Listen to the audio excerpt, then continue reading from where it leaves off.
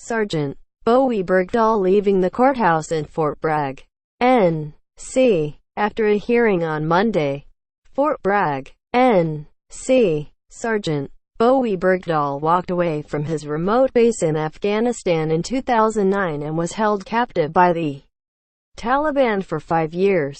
The Army's chief investigating officer concluded. Documents show that the most serious charge he should face was desertion, but the Army later added a rarely used and much more serious charge: misbehavior before the enemy. Sergeant Bergdahl pleaded guilty and his sentencing hearing begins Wednesday. Sign up for the Morning Briefing newsletter. Here's a look at the charge and its colorful history. What is misbehavior before the enemy? The charge is so broadly written it could seemingly cover most war zone misconduct, including cowardice, failing to do the utmost to destroy the enemy, and failing to do everything possible to assist and relieve Allied troops. In Sergeant Bergdahl's case, it means that he endangered his comrades by leaving and that he wrongfully caused search and recovery operations. No troops were killed searching for Sergeant Bergdahl, the investigating officer concluded, but the judge later found that some were wounded.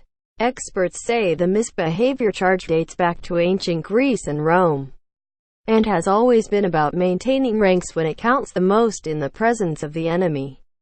It goes back to the idea that you have the lives of your own comrades in your hands when you are fighting together in the field of combat, and that's why it's so serious if you let them down, said Bruce Holder, the top prosecutor in the British Armed Forces from 2008 to 2013. How has it been used in the United States? The first notable use of the charge in the United States followed the War of 1812, when the commander of Fort Detroit was prosecuted for surrendering without a fight, said Joshua Kaisenberg, a former Air Force judge. The commander received a death sentence, later commuted by President James Madison. The case helped launch the political career of the prosecutor, Martin Van Buren, who became president. During the Civil War, the misbehavior charge was often lodged against officers who got drunk and put their troops at risk. There were also hundreds of cases during World War I, some for nothing more than saying things considered pro-German. Mr. Kaisenberg said, one sergeant was dishonorably discharged and sentenced to a year in prison for telling troops that President Woodrow Wilson was worse than the Kaiser. Why is it so rarely used today? After World War II came the introduction of the Uniform Code of Military Justice, which offered a roadmap to charging soldiers with offenses that were easier to prove, like those related to unauthorized absences. The misbehavior charge can carry a death sentence, but Sergeant Bergdahl faces a maximum punishment of life in prison. If recent misbehavior cases are any guide, that would be uncharacteristically severe. There are only a handful, but in one of the most serious. In 2014, an Army staff sergeant left his squad as it was defending the base perimeter during a Taliban attack. He grabbed a calendar with sexually suggestive pictures, kicked 2 junior soldiers out of a tent, went inside, and emerged 15 minutes later, bragging that he had gotten his combat jack, meaning that he had masturbated. Court documents say the attack lasted hours and left 1 soldier wounded, but the staff sergeant was not sentenced to serve any time.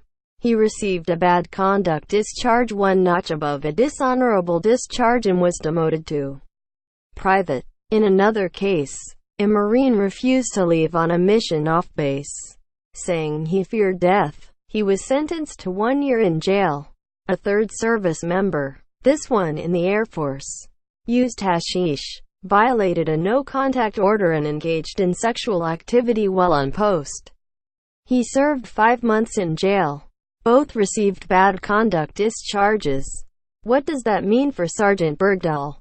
The first of the 3 cases, the Army case, was cited in some back and forth over whether Sergeant Bergdahl was unfairly hit with 2 charges: desertion and misbehavior, for one act, leaving his post. In the earlier Army case, The staff sergeant was also given 2 charges, leaving his appointed place of duty and misbehavior.